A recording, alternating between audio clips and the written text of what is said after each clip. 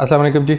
आज के वीडियो में हम ये देखने जा रहे हैं कि पाकिस्तान में रहते हुए 5 से 6 तरीके कौन से जिनसे आप गोल्ड में इन्वेस्टमेंट कर सकते हैं। तो इसमें काफ़ी डिफरेंट किस्म के तरीके होंगे। उसमें ऑफ कोर्स ये ज्वेलरी से स्टार्ट होगा और उस के बाद फिर ऑनलाइन ऑप्शंस भी देखेंगे, म्यूचुअल फंड्स वगैरह भी देखेंगे और स्पेशली हम ये देखेंगे कि इसमें सबसे ज़्यादा प्रॉफिटेबल तरीका कौन सा है अगर आप सिर्फ इन्वेस्टमेंट के लिए गोल्ड लेना चाहते हैं।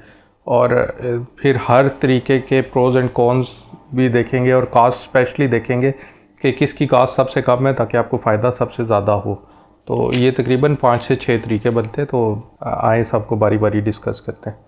तो पाकिस्तान में रहते हुए सबसे पहले जो मोस्ट कॉमन और हमेशा से चला आता जा रहा है तरीका वो होता है ज्वेलरी लेने का। लोग पाकिस्तान में काफ़ी ज़्यादा जो है वो ज्वेलरी में इन्वेस्ट करते हैं, वो लेके रखते हैं और वो फिर घर में यूज़ भी होती रहती है और इस तरह ओवर द लॉन्ग टर्म तो उसकी बहुत ज़्यादा वैल्यू जो है वो बढ़ जाती है।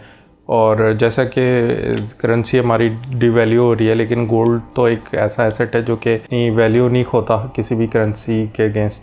यानी कि करेंसी ऊपर नीचे होने से गोल्ड की प्राइस अगर ऊपर नीचे होती भी है तो वो रियल वैल्यू होती है और नॉर्मली करेंसीज़ तो नीचे ही जाती है और इन्फ्लेशन और ये वो, तो गोल्ड जो है वो तो अपनी वैल्यू बरकरार रखता है। तो उसके लिए सबसे पहले जो ज्वेलरी यूज़ होती है वो अगर तो आपने यूज़ करनी है, ज्वेलरी वगैरह का घर में यूज़ भी है तो फिर तो ठीक है, वरना अगर आप प्योर इन्वेस्टमेंट के लिए गोल्ड लेना चाहते हैं तो फिर ज्वेलरी इतना अच्छा ऑप्शन नहीं है।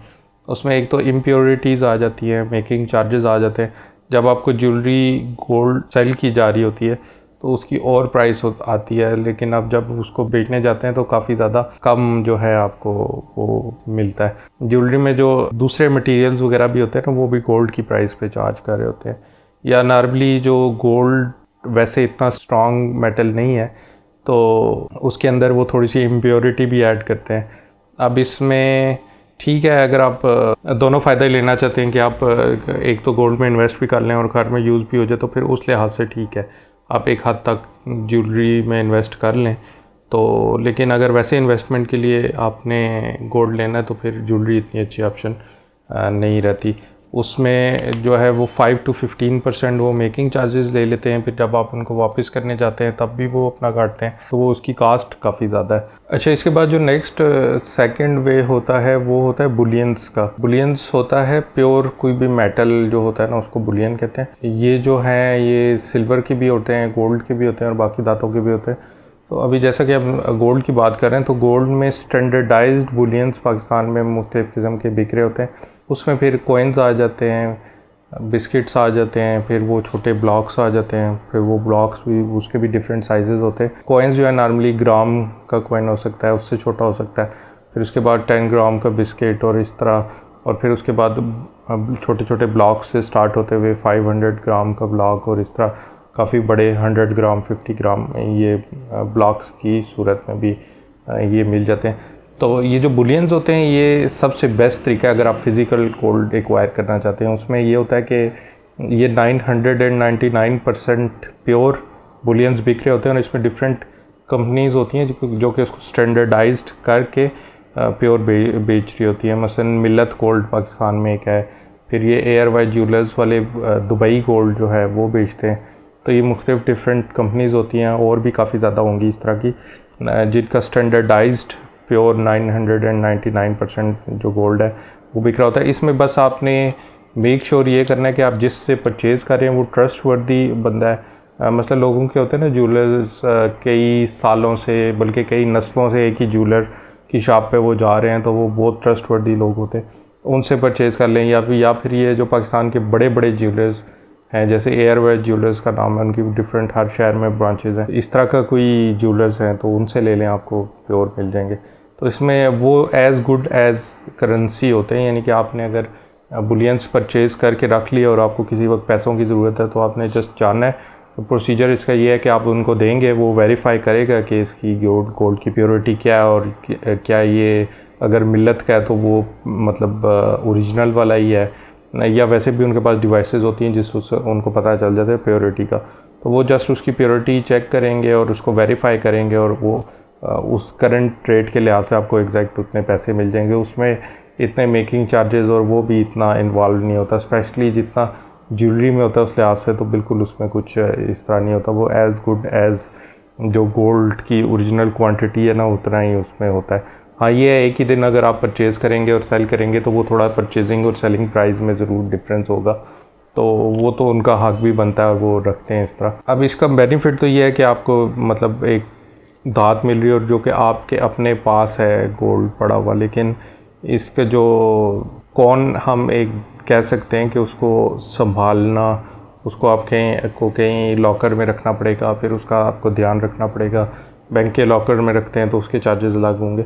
अगर आप उसको संभाल सकते हैं तो फिर फिज़िकल गोल्ड जो है वो बेस्ट ऑप्शन है। इसके बाद जो ऑप्शन है ना वो है ARY मिली गोल्ड के नाम से, तो ये मुझे तो बड़ी अच्छी लगी थी। आगे जाके देखते हैं इस और भी ऑप्शन है, लेकिन इसमें यह था कि आप 24 रुपये से, यानी कि अगर 240,000 10 ग्राम का रेट है तो 24 रुपये से भी आप इसमें इन्वेस्टमेंट स्टार्ट कर सकते हैं और इजी पैसा के थ्रू ये परचेज़ कर सकते हैं। इजी पैसा में मिनी ऐप्स होती हैं, उसका आगे अब स्क्रीन पे जाके मैं पूरा आपको दिखा भी देता हूँ प्रोसीजर। वो ARY मिली गोल्ड, ARY ज्वेलर्स जो है अगेन ये उन्हीं की ऐप है जो कि एज आ ईजी पैसा की मिनी ऐप चल रही है, उसी ईजी पैसा के अंदर से उस पे जाके आप परचेज़ कर सकते हैं। तो वो 1 ग्राम का 1000वां हिस्सा 1 मिलीग्राम से जो है आप परचेज़ करना शुरू कर सकते हैं। तो वो 24 रुपये आजकल उसका रेट है। उसके थ्रू आपने जाना है तो उसमें आपको ये देखना पड़ेगा कि आपने लॉन्ग टर्म के लिए उसमें इन्वेस्टमेंट करनी है, क्योंकि उसकी जो सेलिंग और परचेजिंग प्राइस है ना उसमें जो मैंने देखा है नॉर्मली 5% तक का डिफरेंस भी होता है। तो वो जो आपको जिस प्राइस पे सेल करेंगे वो 5%, तो अगर आपने कई सालों तक रखना है, बस आपका ये है कि थोड़े थोड़े जितने मेरे पास पैसे आते रहे, उस लिहाज से बहुत कन्वीनियंट है कि आप बिल्कुल 1 मिलीग्राम से भी यानी कि 24 रुपये से इन्वेस्टमेंट उसमें शुरू कर सकते हैं। और जिस तरह 1000 रुपये आया तो वो आपने डाल दिया, फिर बाद में अगर 20,000 आए वो डाल दिए, लाख आया वो डाल दिया, तो वो आपके अपने उस पे है कि कितने आपके पास कैश पड़ा हुआ है और उसमें आप कन्वीनियंटली बस आपने इजी पैसा में ट्रांसफ़र करके उसके थ्रू ARY मिली ऐप के थ्रू अभी जाके देख लेते हैं ऐप में वो कैसा प्रोसीजर है। अच्छा, ये ARY मिली गोल्ड की ऐप में जाने के लिए आपने इजी पैसा में लॉगिन कर लिया। इसमें नीचे ये देखें discover mini apps on easy पैसा, तो इसमें different mini apps different third party vendors की जो है वो ऐप्स वगैरह होती हैं, उसमें जा सकते हैं आप। इसके लिए मोर पे क्लिक करेंगे। मोर पे क्लिक करने के बाद ऊपर ये वैसे तो नीचे ऐप्स सारी आ जाएंगी, लेकिन अगर आप कैटेगरी के लिहाज से जानना चाहते हैं तो ये जैसे फूड, लाइफस्टाइल, गेमिंग करते करते आगे करेंगे तो सेविंग एंड इन्वेस्टमेंट आता है। इसमें फिर बाय गोल्ड का मिली गोल्ड 999.9 ये वाली ऐप ओपन करेंगे आप। इसमें अगर आप फर्स्ट टाइम जा रहे हैं तो आपसे कुछ स्टेप्स हो सकते हैं जिसमें वो नेक्स्ट करवा के आपकी कुछ डिटेल ले। अच्छा, इसमें फिर आप ये देखें यहाँ पे ये बाय गोल्ड का है, ये 24.543 रुपीज़ पर मिलीग्राम, और अगर आप सेल करेंगे तो ये 22.702, तो ये तकरीबन दोनों में 5% से थोड़ा ऊपर जो है डिफरेंस है। और इसमें फिर वो कह रहे हैं कि थोड़े बहुत मेकिंग चार्जेस या गवर्नमेंट टैक्सेस और भी ऊपर लग सकते हैं। इसमें जो मुझे ये ऑप्शन दिखा रहा है अभी 100 रुपीज़ से 10,000 रुपीज़, लेकिन जब मैं आगे पहले देख रहा था तो ये इसमें था कि आप अपने जो इजी पैसा की लिमिट्स हैं उसके मुताबिक कर सकते हैं। तो ये आपको एक डेमो के लिए मैं थोड़ा सा बाय भी कर लेता हूँ। बाय पे जाने के बाद यहाँ पे एंटर करेंगे अमाउंट अपनी, तो मसलन मैं कर लेता हूँ कि 250, ये चलें 250 रुपीज़ का मैं करना चाहता हूँ।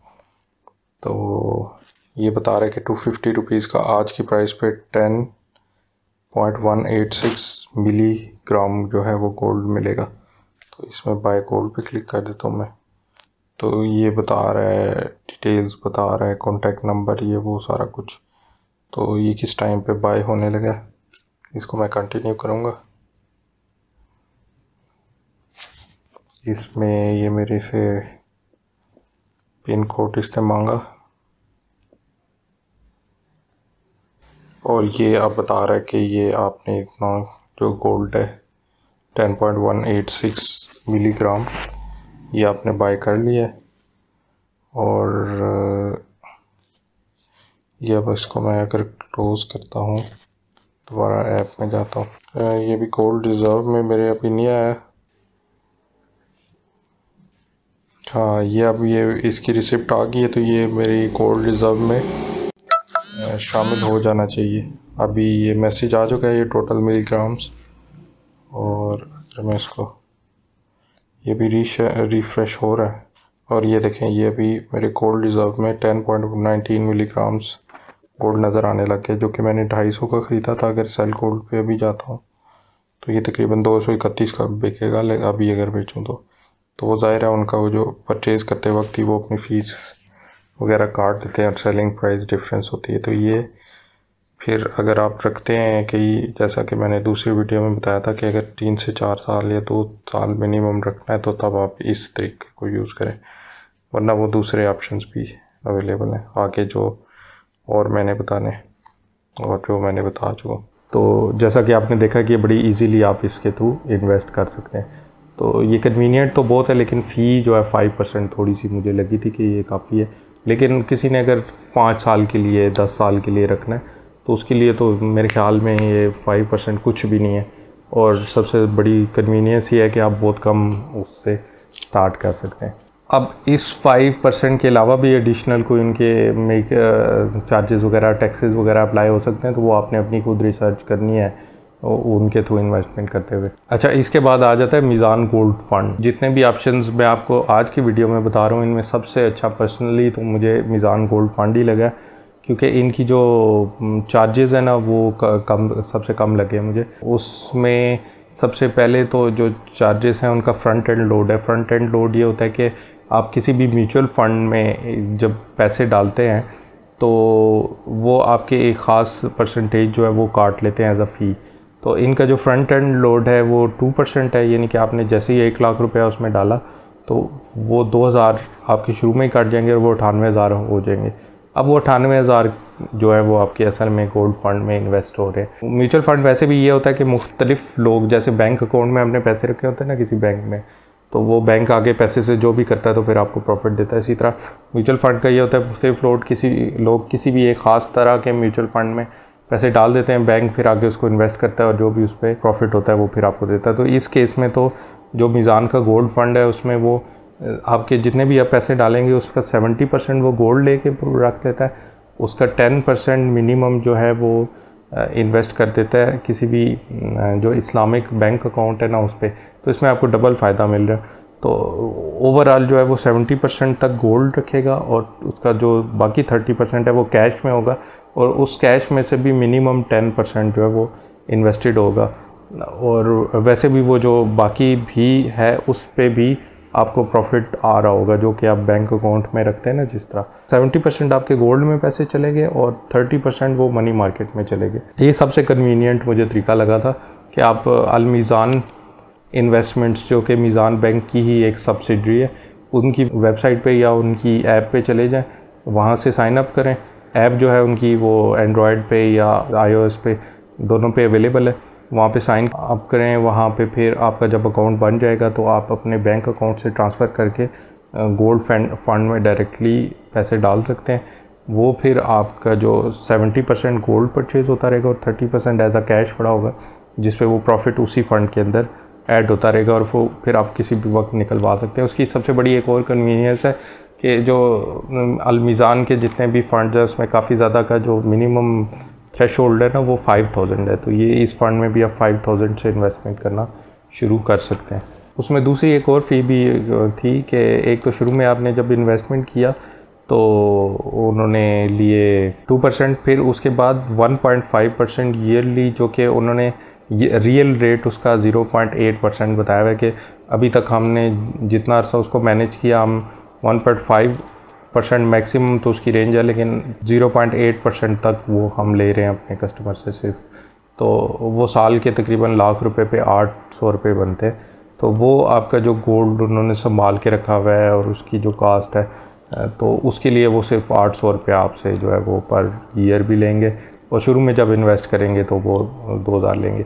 तो ये चार्जेस जो हैं इनको देखने के बाद फिर बंदा यही अंदाज़ा लगाता है कि इस फंड में अगर मैंने फ़ायदे में जाना है ना तो कम से कम 6 महीने के लिए अगर रखना है वो पैसा गोल्ड के अंदर इन्वेस्टेड तो तब भी मैं करूँ, वरना उससे कम के लिए फिर फ़ायदा नहीं है, क्योंकि आप डालेंगे और फिर कुछ दिनों में शायद इतनी गोल्ड की प्राइस बढ़े भी ना और वक्ती तौर पे ऊपर नीचे भी होती रहती है। तो वो फिर निकालने पे मेरे 2% तो शुरू में कट गए, फिर वो साल के भी शायद वो शुरू में काट लेते हों या किसी जून वगैरह में किसी टाइम पे काटते होंगे। तो आपने मिनिमम अगर 6 महीने के लिए इन्वेस्ट करने गोल्ड में तो फिर आपके लिए ये बहुत अच्छा ऑप्शन है। और अगर आपने लॉन्ग टर्म के लिए रखना है तो फिर तो मेरे ख्याल में सबसे बेस्ट यही है। इसमें आपको गोल्ड को संभाल के भी अपने पास नहीं रखना पड़ रहा, और दूसरा गोल्ड परचेज़ करना, उसको आपके लिए बेचना, वो उनकी हेडेक है। आपने जब निकलवाने भी हैं पैसे तो आपको कोई अपना गोल्ड लेके कहीं आपको जाना नहीं पड़ेगा कि वो जो हैं आपको आपसे लें और उसको वेरीफाई करें, और इसमें कोई धोखे का भी सीन नहीं है। तो ये जो चौथा ऑप्शन मैंने आपको बताया अलमीज़ान वाला, ये मुझे तो सबसे बेस्ट लगा है। म्यूचुअल फ़ंड के थ्रू भी आप गोल्ड में इन्वेस्ट कर सकते हैं। तो आप आगे चलते हैं। ये मुझे कोई बाकी जो ऑप्शन थे उनकी तरह इतना पसंद तो नहीं आया, लेकिन चलें एक ऑप्शन है तो आपको बता देता हूँ। एक तो जेएस बैंक की एक स्कीम है जेएस गोल्ड के नाम से, कि अगर आपने मसलन कोई गोल्ड परचेज़ करना है, किसी मकसद के लिए करना है, तो उसमें वो आपको फ़िज़िकल गोल्ड देते हैं, लेकिन होता ही है कि वो आपको लीज़ पे गोल्ड भी दे देते हैं। कि उसमें ये है कि आपने वेरीफाई करवाना है कि मेरे जो सोर्स ऑफ इनकम कोई अच्छा मेरे पास है, फिर आप उसकी कोई मिनिमम पेमेंट देंगे, और फिर आप उनके साथ जितना भी आपका डिसाइड हुआ है कि 10 तोले सोना या 100 ग्राम सोना, 200 ग्राम सोना, वो आपको उतना परचेज़ करवा के गोल्ड आपको दे देंगे। तो उसके थ्रू फिर उसके जो पैसे बनेंगे वो आपको आहिस्ता आहिस्ता आप उसकी किस्तें देते हुए, तो जिस तरह नॉर्मल जो प्रिवेलिंग इंटरेस्ट रेट होता है ना, उस इंटरेस्ट रेट पे आप उसकी आहिस्ता आहिस्ता जो भी इंस्टॉलमेंट्स हैं वो देते हुए उसकी पूरी उनको पेमेंट कर देंगे। उसका फ़ायदा एक तो ये होगा कि अगर आज आपने परचेज़ किया है ना, तो उसके बाद गोल्ड की प्राइस बढ़ भी जाती है, तो वो आपसे ये नहीं कहेंगे कि तुमने जब हमारे थ्रू गोल्ड लिया था तो वो इतने का था, तो अब इसकी प्राइस बढ़ गई है तो हमें वो पैसे दो। आपने सिर्फ आपने अपनी इंस्टॉलमेंट्स और उस पर जो उनका प्रॉफिट बनता है वो आपने उनको दे देना है। उसके बाद फिर जब वो टाइम पीरियड पूरा हो जाएगा, फिर उसके बाद आपके पास वो गोल्ड आ जाएगा। तो उस गोल्ड को चाहे आप यूज़ करें या फिर बाद में आपकी फिर वो इन्वेस्टमेंट ही बन गई है, और अगर कई सालों बाद 5-10 साल बाद उसकी प्राइस अगर काफ़ी ज़्यादा बढ़ जाती है तो ज़ाहिर है वो फिर आपका फ़ायदा है। तो वो एक तरह से ना आप अगर आज की प्राइस में लेके उसकी प्राइस को लॉक करना चाहते हैं, आज की प्राइस में मतलब आपके पास पैसे थोड़े भी हैं तो आप ज़्यादा लेके आज की प्राइस पे लॉक हो गया आपका, बस उनको थोड़ा सा इंटरेस्ट दे के तो आपने एक वो परचेज़ करके रख लिया। लेकिन ये जैसा कि मैंने आपको बताया कि बाकी तरीक़ों में ये मुझे कोई इतना पसंद नहीं आया। इसी में फिर दूसरा एक और है PMEX के थ्रू जो फ्यूचर कॉन्ट्रैक्ट्स होते हैं। अब ये जिन लोगों को फ्यूचर कॉन्ट्रैक्ट्स का ज़्यादा पता है वो ज़्यादा सही समझेंगे इसको। तो PMEX पाकिस्तान मर्केंटाइल एक्सचेंज, ये भी एक ऑप्शन है। अब पाकिस्तान एक मर्केंटाइल एक्सचेंज पे फुल डिस्क्लोजर मेरा भी कोई अकाउंट नहीं है, लेकिन ये एक तरीका मौजूद है तो मैं आपको बता रहा हूँ कि उनका ये है कि आप उस पर एक तो अकाउंट बनवाएं, फिर वो थोड़े से आप उन पर पैसे जमा कराएं, तो फिर वो फ्यूचर कॉन्ट्रैक्ट्स होते हैं। उसमें ये होता है कि मसलन 3 माह का अगर कॉन्ट्रैक्ट चल रहा है तो उसमें ये होता है कि आज से 3 माह बाद, मसलन अभी सितंबर है तो शायद दिसंबर का वो कॉन्ट्रैक्ट हो, तो उस प्राइस पे आप गोल्ड आज ही की डेट में परचेज़ कर सकते हैं। तो वो एक मार्केट जो है ना, रोज़ाना की बेस पे जो भी गोल्ड की मार्केट चल रही है उसकी बेस पे मार्केट प्रिडिक्ट कर रही होती है कि उस ख़ास डेट को गोल्ड की प्राइस क्या होगी। मसलन दिसंबर में गोल्ड की प्राइस क्या होगी, जबकि आज सितंबर है।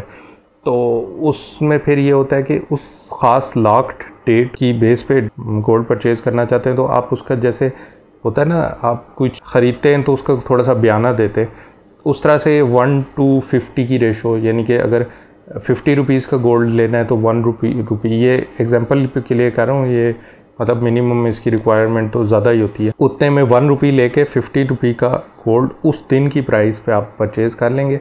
अब उस दिन अगर गोल्ड की प्राइस ज़्यादा हो गई है या कम हो गई है वो फिर बाद की बात है, आपको प्राइस वही चार्ज होगी जो कि आज आप जो प्राइस दे रहे हैं। तो उसमें ये होगा कि आप मसलन चलें 10,000 रुपये दे के, तो अगर 1:5 की रेशो है तो वो 50,000 का गोल्ड उस दिन की प्राइस के लिहाज से आप परचेज़ कर लेंगे। जो आज प्राइस उसकी सेट है ना जिस पे आपने परचेज़ किया है, और जब वो दिन आएगा तो आपने उसी लिहाज से बाकी पैसे उनको जमा करवाने और अपना जो गोल्ड है वो आप एज अ फिज़िकल गोल्ड भी रिसीव कर सकते हैं। तो ये कुछ तरीके थे इनमें, जैसे कि फिर मैं आपको रिपीट कर देता हूँ कि जो मीज़ान गोल्ड फंड है वो मुझे सबसे बेस्ट लगा। फिर उसके बाद ये जो मिली गोल्ड है ये कन्वीनियंट लगा सबसे ज़्यादा। इसमें भी फ़ीस है 5% है, अगर आपने 1-2 साल के लिए रखना है तो फिर थोड़ा सा आपको खटकेगी, लेकिन अगर आपने बहुत ही लॉन्ग टर्म के लिए रखना है और स्पेशली ये जो इसमें फ़ायदा है बहुत कम पैसों से जो इन्वेस्टमेंट शुरू हो जाती है, तो उस लिहाज से ये मिली गोल्ड का ऑप्शन अच्छा है। और फिर अगर आपने अपनी पोजीशन में फ़िज़िकल गोल्ड रखना है तो उसमें बुलियंस जो है ना वो सबसे अच्छी चीज़ है, जिसमें ये जो कॉइन्स आ जाते हैं, बिस्किट्स आ जाते हैं, छोटे ब्लॉक्स आ जाते हैं। So thanks for watching this video. आप इस चैनल को सब्सक्राइब कर लें। मैं इसी तरह की डिफरेंट स्टॉक एक्सचेंज के बारे में, म्यूचुअल फंड्स वगैरह के बारे में और पर्सनल फाइनेंस की वीडियोस बनाता रहता हूँ और भी वीडियोस आपके लिए लेके आता रहूँगा। तो मिलते हैं अगली वीडियो में। Thanks for watching.